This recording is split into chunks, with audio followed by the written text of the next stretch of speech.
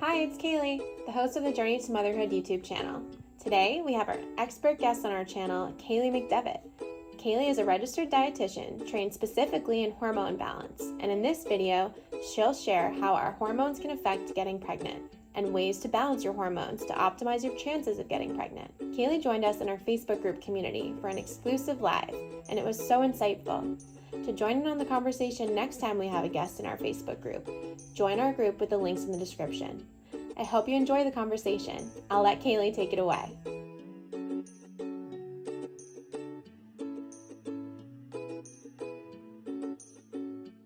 Hi, thank you so much for hanging out on this Thursday afternoon. My name is Kaylee McDevitt. I am a women's health registered dietitian, which means I specialize in nutrition for hormone and digestive issues.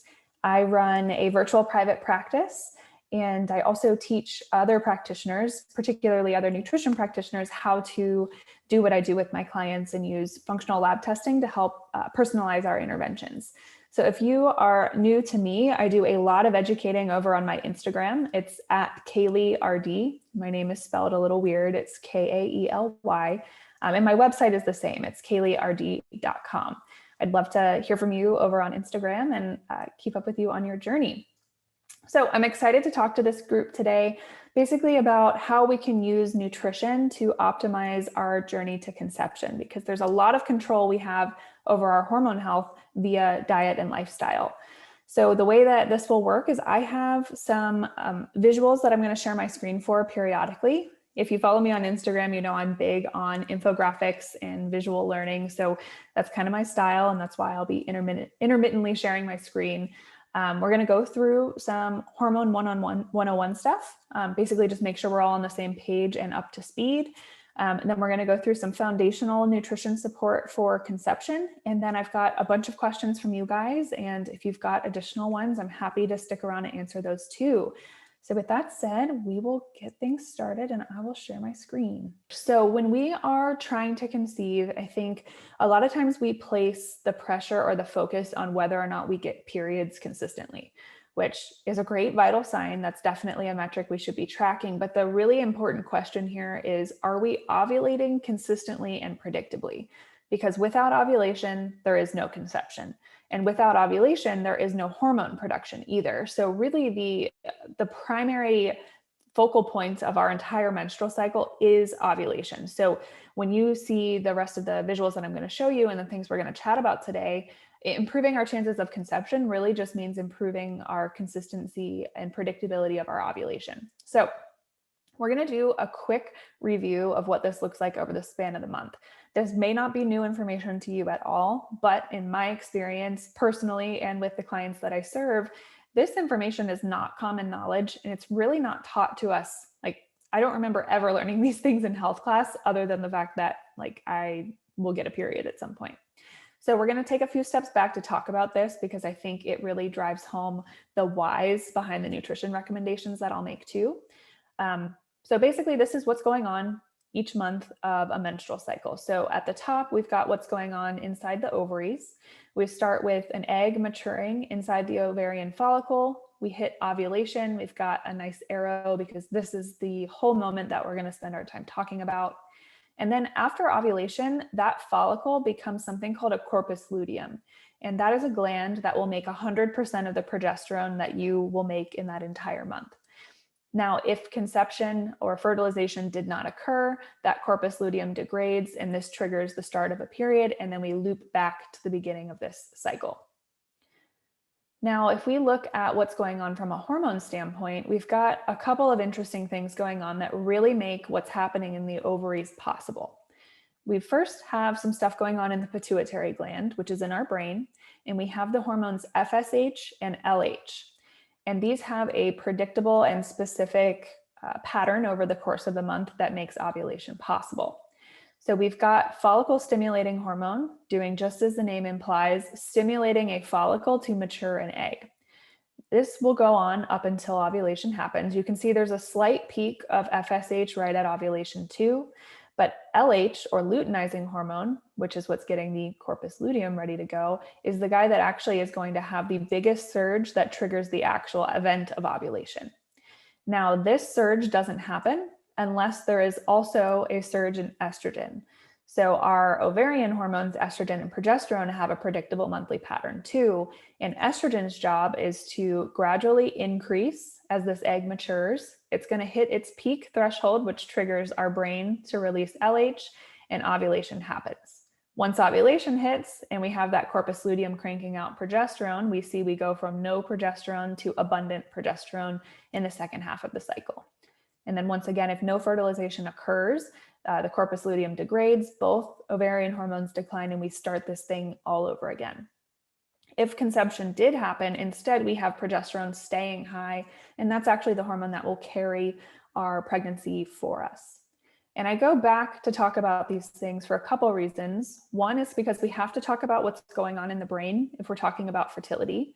And the other thing is knowing what's supposed to be happening with ovarian hormones can help clue us in to what might be off if we're having symptoms at specific times in the month. So our hormone 101, we just saw the visual of it, but I just want to give you a quick little bullet point for what each of these things do, because you've probably seen them on your blood work before if you've had any kind of comprehensive hormone workup. We look at two pituitary hormones, LH and FSH. LH's job is to trigger ovulation, and that's really in response to that surge in estrogen. FSH, or follicle stimulating hormone, matures the follicle in preparation for ovulation. Estrogen is the hormone that's made by our ovaries that's going to actually get that whole cascade started that ends in ovulation. And estrogen is a proliferative hormone, meaning it helps grow tissue. So that's helping to grow the uterine lining. Progesterone, on the other hand, stabilizes that uterine lining. And that's going to be a supportive hormone throughout pregnancy. It helps maintain a nice, safe environment for that embryo to grow. And when progesterone declines, if there was no fertilization, that's actually what starts the bleed of a period, because we lose the stability of that uterine lining. We've got two other hormones that you likely will see on some lab work. We've got testosterone, which we typically associate with men, though women do make it as well. We make small amounts from the ovaries, and it's absolutely an important hormone for us to feel and function our best. But like with most things, it's a bit of a Goldilocks situation. We're going to have problems on both ends, whether that's too high or too low. And we'll get into what happens when that's too high when we chat about PCOS a little bit later. And then you've probably seen AMH on some labs too. This is anti-Müllerian hormone, and this is a rough estimate of ovarian reserve. It is not a perfect test. I encounter a lot of clients that get a not so great reading on their AMH and think that it's a terrible sentence for their fertility. It's not cut and dry like that. It's one of many metrics we can use, but I just wanted to point out what that was if you see it, and to let you know if your AMH isn't looking the way that you wanted it to, that is not the end all be all for fertility. So with fertility, like I mentioned, we have to talk about what's going on in the brain, because this is really where the shots are called for whether or not we ovulate on a consistent basis. And again, this all ties back to ovulation, because without ovulation, there is no conception. So we've got something called an HPO axis. This is the hypothalamus and the pituitary glands in the brain speaking to the ovaries. And this is how hormone production and ovulation occurs. It's coming from the brain to the ovaries, sending instructions. Now we have a couple other axes that work in the same way. And I don't want to go too deep in the weeds here of the physiology behind this, but I think understanding this concept helps you have more control over taking care of your brain. But we've got the HPO axis, which we've talked about. We also have something called an HPT, which is the same communication, but it goes to your thyroid gland. And then we have the HPA, which is the same communication, but it goes to your adrenal glands that sit on top of your kidneys, and they respond to changes in stress. So we've got all of this top-down communication going on. Now, the one I want to focus on is that HPA axis for a second, because of how that relates to stress. So if we are under chronic stress, which for all of us, life has been a little extra stressful for the last year and some change with everything going on in the world. When we are under a chronic amount of stress, we make a bunch of the stress hormone cortisol. And if that stays high for too long, we have something called a negative feedback loop just built into our bodies, basically to have our own back. And what that means is if our body's seeing a lot of cortisol for a long time, it's actually going to tell the pituitary and the hypothalamus to stop stimulating the adrenal glands so much. We're basically sick of hearing all the noise and telling the brain to quiet down. Now, the issue with this is if we've got unchecked stress, that negative feedback loop isn't just going to affect the adrenals, it's also going to affect the ovaries and the thyroid gland. So that means chronic stress can actually reduce thyroid hormone output, ovarian hormone output, and adrenal gland output.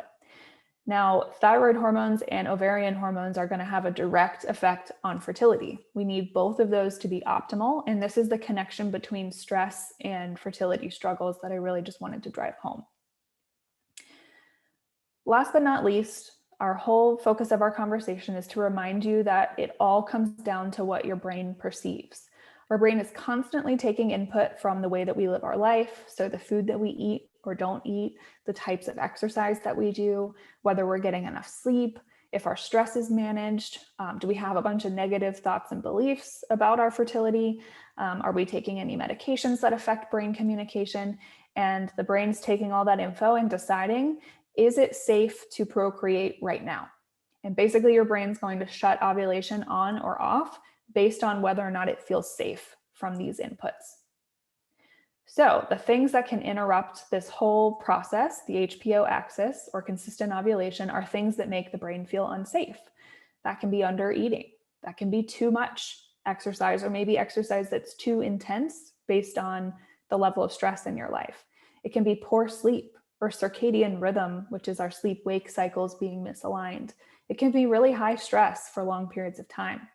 It can be things like hidden infections or inflammation. Hormonal birth control disrupts that communication. Even having been on it in the past can sometimes take some time to work those kinks out. Limiting and negative thoughts and beliefs can influence this whole process. And then of course, things like elevated androgens or elevated insulin, which are common with PCOS. So signs and symptoms that your hormones are off is a common question that I see on social media and from my clients. Everybody wants to know, how can I tell just by looking at my symptoms if I have work to do on my hormones? So some things that would clue you in that there's some work to be done here. Absent or irregular cycles, symptomatic cycles, so maybe severe PMS, cramping, really heavy periods, a lot of breast tenderness, clots, mood swings, things like hormonal acne, low libido or sex drive, mood instability. Of course, fertility issues would clue you in. Persistently low basal body temperatures, if that's something that you track. Things like weight loss resistance or inability to build lean muscle mass can also be tied back into your hormones. And then of course, official diagnoses of things like PCOS, hypothalamic amenorrhea, endometriosis, and so on and so forth. So before I end my screen share, I just want to walk you through what I would do with my clients if we're trying to improve chances of conception. And the ultimate goal here is to make your brain feel safe enough to ovulate on a consistent basis. The first pillar of that is to make sure we're eating enough on a consistent basis. With the super prevalent diet industry and the fact that that's very much targeted to women, I see a lot of clients that are under eating, whether that's on purpose or totally on accident. And that is one of the biggest safety signals to your brain that we have direct control over, making sure we're eating enough to support our body to a point that it feels like it would be safe to bring another being into this world. The next is appropriate exercise. Very similar to the effects of not eating enough. If we are doing way too much activity that does not get compensated by enough fuel, we're going to have that same response where the body's like, hey, there's not enough energy around over here. Time to conserve energy and shut down hormone production. So we want to make sure the exercise makes sense for you. And that will often look different from person to person, but it should be appropriate, not too stressful and not too frequent based on the amount of food that you eat. We need to take care of our brain. I think that goes without saying. To make the brain feel safe, we need to take care of that brain. So avoiding unnecessary head injuries is basically the point of that whole post. Wearing a helmet whenever that's warranted, taking care of that brain. We need to be getting adequate sleep. Sleep is where the brain takes care of itself, cleans itself, and basically like reestablishes homeostasis. So if we're not getting good sleep, the brain suffers, and that's another safety signal that we have control over. So aiming for that 7 to 9 hours of sleep sweet spot, and trying to get to bed like around 10 p.m. if at all possible. The most restorative sleep we're going to get is going to fall between 10 p.m. and 2 a.m. So as much of that sleep we can get inside that window, the better. Along with that goes with supporting your circadian rhythm, and that is your sleep and wake cycles, which is basically a 24-hour body clock that we all have. And all of our hormone production and digestive function is linked to that internal body clock. So the way that we support that is having a consistent waking and sleeping schedule. So not having huge changes in the time that we sleep to versus weekday and weekend. We also support our circadian rhythm through light exposure. So we really should be trying to see sunlight or bright light first thing in the day. And we want to avoid exposure to blue light within the couple hours before bedtime. That light has a big influence on our circadian rhythm. We want to manage stress like a boss. This is so important because all of this is tied to whether or not the brain is stressed out. So there are certain things in our life that we can't quit jobs and get rid of our family if they cause us stress. So basically what we need to do is create some habits that help offset that stress that is inevitable. So things like meditation and breath work, journaling, reading a book, taking a walk outside, calling a friend. We basically need to have something that's allowing us to fill our own cup each and every day to help manage that stress. We need to rule out and address things like hidden infections or inflammations if we've got symptoms to suggest that's the case. We talk a lot about stress in the sense of life stressors, but there are also internal stressors, inflammation and infections that can sometimes be keeping your body in a fight or flight mode despite managing lifestyle stress. So if you've got a lot of digestive symptoms, joint aches and pains, anything else that would be under that inflammatory umbrella, it might be worth investigating if that's to blame for the increased stress on the body. And then last but not least, auditing thoughts and beliefs. I talk about this with my clients often, and sometimes it feels like it's not totally within the realm of what a dietitian does, but the way that we believe that we can be successful or believe that we can't be successful typically dictates that outcome. So thinking and catching yourself throughout the course of the day about whether or not we're letting these negative thoughts and beliefs kind of become a mantra for us, and finding ways to reframe that, even making a post-it note that my body knows exactly what to do, things will happen exactly on time. Leaving those little reminders and mental cues around can be super helpful for keeping your mental state in the right place for conception. Okay, so we have some good questions here. So one of them was, how do you know if your hormones are balanced to conceive? So this is kind of the opposite of the post I had about how do you know if your hormones are not balanced. So signs that things are in check with your hormones are consistent, regular periods. So we know they're coming at predictable intervals.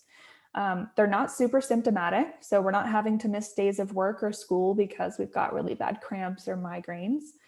We're not having like a devastating amount of hormonal acne. Basically, some mild cramping can be expected, but there shouldn't be much else by way of symptoms. If we're tracking basal body temperature, that's another great, very low cost metric we can track on the health of our hormone production. If we're tracking that, signs that your hormones are balanced would mean luteal phase, so post-ovulation temperatures that are in the 98-degree category, between 98 and 99. That's going to tell us that we for sure ovulated, that we're making a healthy amount of progesterone, and it's that progesterone that really carries a pregnancy. Other signs that your hormones are in good shape mean that you're sleeping well, your energy feels good, your body composition matches the type of movement and lifestyle that you live. You've got a healthy sex drive, and mood is pretty stable day to day. So those would be good signs that hormones are balanced and ready for conception. Somebody asked, what are the signs of PCOS and how do you improve your symptoms and basically improve your chances of getting pregnant with PCOS? So PCOS is a very common, somewhat complicated condition that women can have. The PCOS stands for polycystic ovarian syndrome. And this is where basically instead of having one follicle that matures and releases an egg at ovulation, we have a whole bunch of follicles that are not fully matured. And that gives that look of polycysts on an ultrasound if that's done. And I actually have a nice visual to run along with this. So let me pull that up for you. Okay, so PCOS root causes over here. So the hallmark or the classical form of PCOS is going to be driven by insulin resistance. And that just means that we're having a hard time maintaining stable blood sugar levels, and we're having to make a whole bunch of the hormone insulin to compensate for that. And that's really where the connection between PCOS and type 2 diabetes comes in, if it's tied to insulin resistance. When most of our tissues become resistant to insulin, interestingly enough, the ovaries do not. They maintain sensitivity, which means they're getting flooded with insulin, and that actually starts to make the ovaries make much more testosterone. And it's that high amount of testosterone that causes the symptoms of PCOS, which are things like really significant acne, especially like cheek and jawline. It can be facial hair growth, scalp hair loss, oily skin and scalp. It can be weight loss resistance. Those are the typical PCOS symptoms, in addition to either irregular or absent cycles.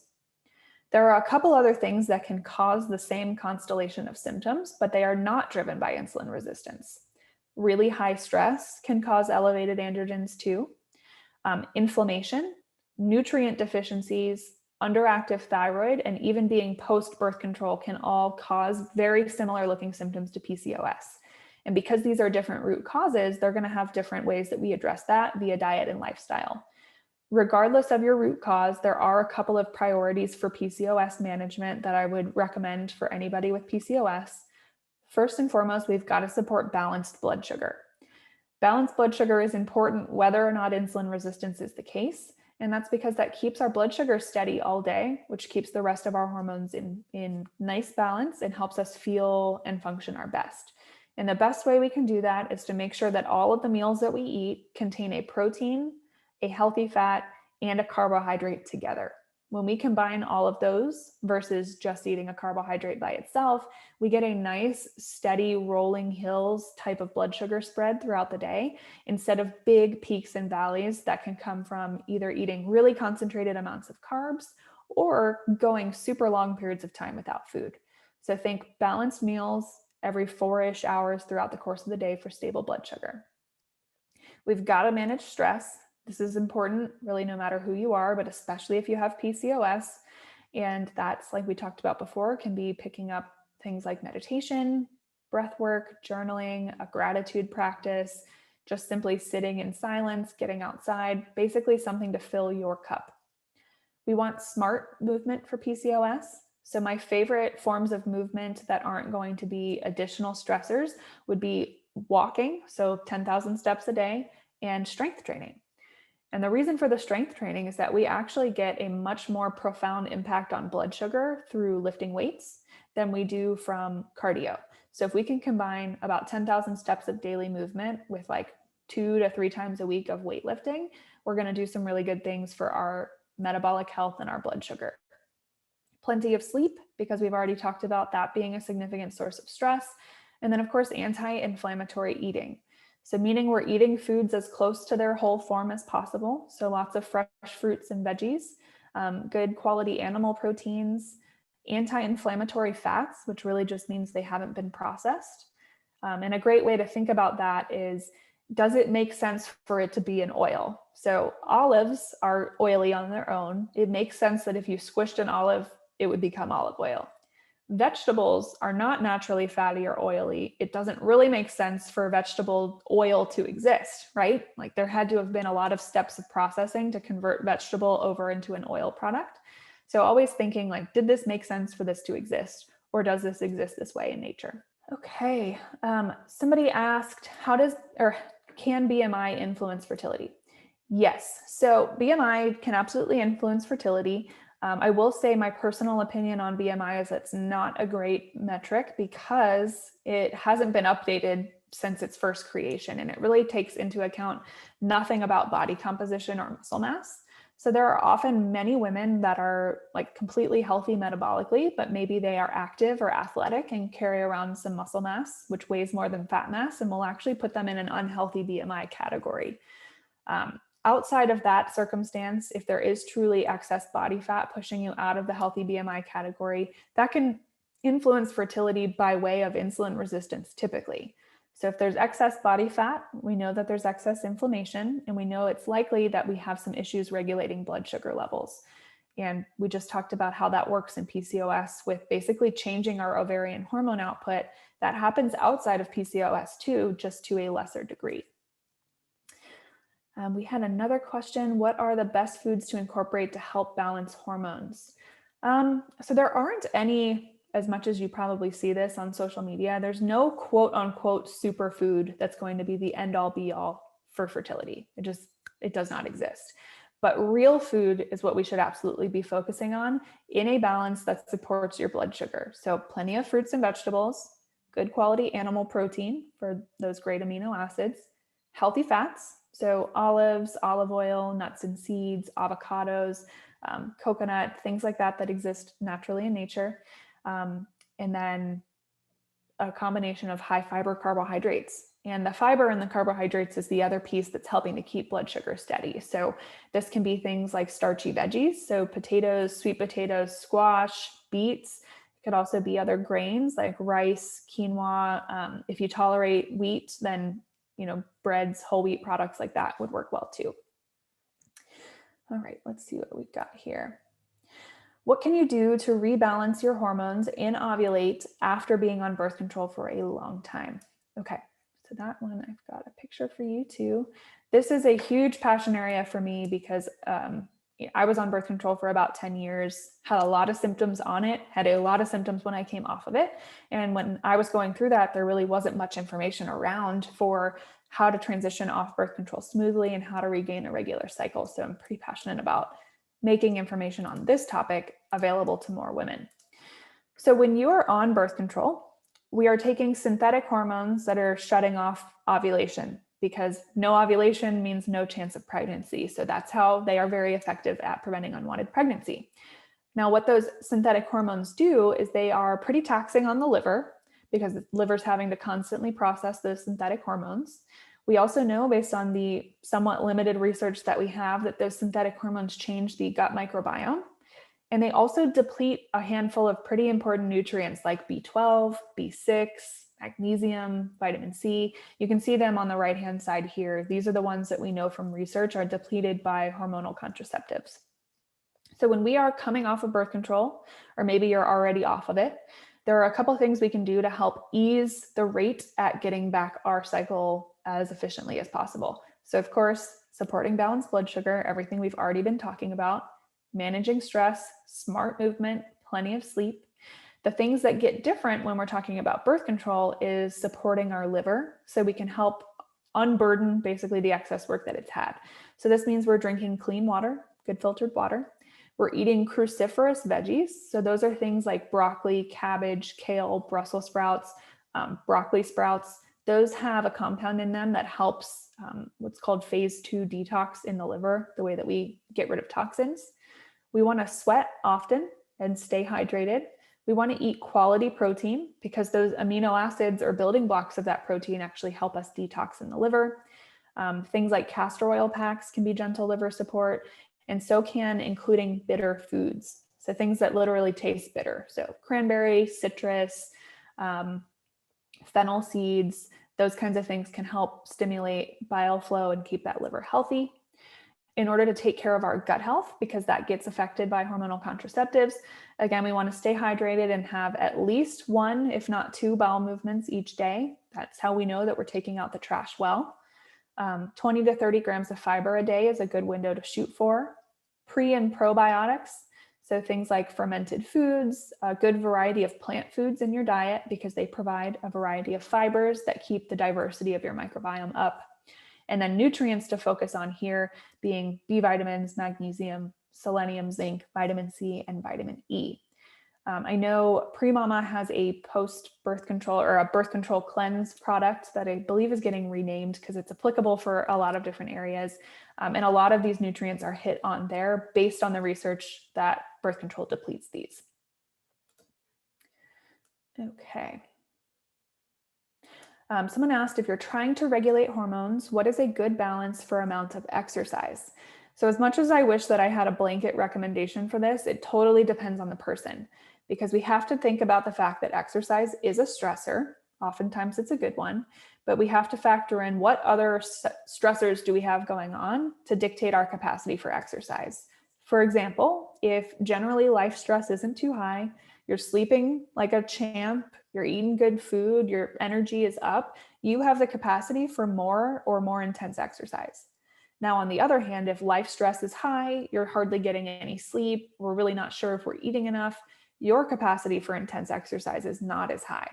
So our foundational, like minimal level of movement is that, daily activity. About 10,000 steps a day is a great place to shoot. From there, I like to add in 2, maybe 3 days of strength training, because that offers some specific blood sugar and hormone benefits. And only after that, if all of those other indicators of stress look good, can we play around with some higher intensity type training based on your capacity. And paying attention to how you feel during and after training is a really good way to know if you're staying within the right fit for you. If you feel totally depleted after training, or you're sore for like 5 days after it, it's probably a little too much for right now. Somebody asked, what individual nutrients do we need in our diet to improve chances of conceiving? So I do have something for you on this as well, because there are a handful of nutrients that are important for ovulation. So I know I'm beating a dead horse here, but I'm always bringing it back to that, because that's really what we're saying if we're talking about conception, is consistent ovulation. So these are nutrients that we know are really important for ovulation. We've got vitamin D and vitamin E, 2 fat-soluble hormones that are really important for hormone production. We've got zinc, magnesium, selenium, vitamin C, and our B vitamins. So you can see in this graphic over here different foods that are going to provide those for you.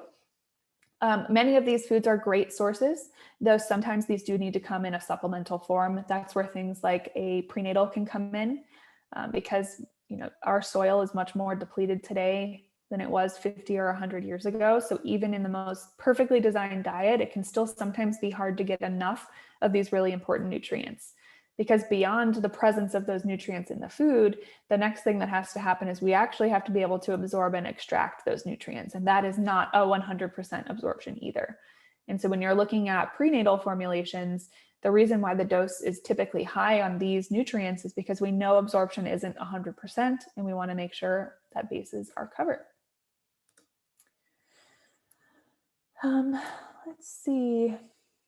How is gut health related to hormone balance and fertility? So the gut is really the root of your overall health, right? Because that's controlling absorption of nutrients. So again, we could have the most beautiful diet in the world, but if we've got issues going on in the gut, we're really not benefiting from those nutrients. And we already know there's at least a small list of vitamins and minerals that are essential for ovulation. If we can't absorb those from the food that we're eating, we're running into trouble with hormones via the gut. There are 2 other ways that the gut can mess with hormones too. One is through stress and inflammation. If there's stuff going on in the gut, like bacterial overgrowth, some kind of a pathogen, or even just an imbalance between the good and bad bacteria that live down there, that's creating a state of inflammation and stress on the body that contributes to that overall stress picture. And last but not least, there are certain types of bacteria that can live in the gut that actually are going to reabsorb estrogen that was supposed to get removed, which sounds pretty gross. And it is kind of gross, but basically your liver could package that estrogen up, detox it well, send it off into the intestines for delivery. If we've got a bunch of these gram-negative bacteria, they're literally going to open those boxes and pull that estrogen back into circulation, which can throw off that nice balance between your estrogen and progesterone. So taking care of your gut, supporting regular bowel movements, plenty of fiber, lots of diversity in your diet, and maybe some fermented foods goes a long way for hormone health. Oh, this was a great one. What to do when you can't conceive and basically you get labs or you see a doctor and you're told that everything is normal. I'm sorry if this has been the case for you. It's certainly common. It definitely happened to me back in the day. And many of the women that I serve as one-on-one clients experience this too, where you're like, I don't feel good, but my labs are quote unquote normal. So I've got a screen I can share with you for labs that can be helpful. And I'll pull that up in case anybody wants to see it. Okay, so some helpful labs. These are ones on the left that you can absolutely request from either a primary care physician or an OBGYN, whoever you're seeing. And these can help make sure that we've got a full picture of what's going on under the hood. So we've got a couple of hormones that we want to see what's going on. These are actually brain hormones. So if we're having issues with conception and these haven't been looked at, you already know, because I've been beating this into the ground, that it matters what's going on in the brain. C-reactive protein will tell us if there's inflammation present that could be messing with hormone communication. We absolutely want to see a full thyroid panel if you're having trouble conceiving.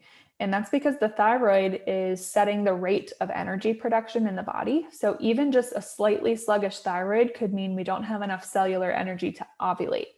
And when we want to look at a thyroid, there are a bunch of markers that we want to see to get a full picture. Unfortunately, the common only tested item is TSH. That's thyroid stimulating hormone. And that's just the tip of the iceberg for thyroid function. To really be able to assess the health of a thyroid, we would need to see all of these ideally. So TSH, free T3, free T4, and then 2 different antibodies, TPO and thyroglobulin antibodies, to tell us whether or not there was an autoimmune component. So I would recommend creating this list and asking for those specifically.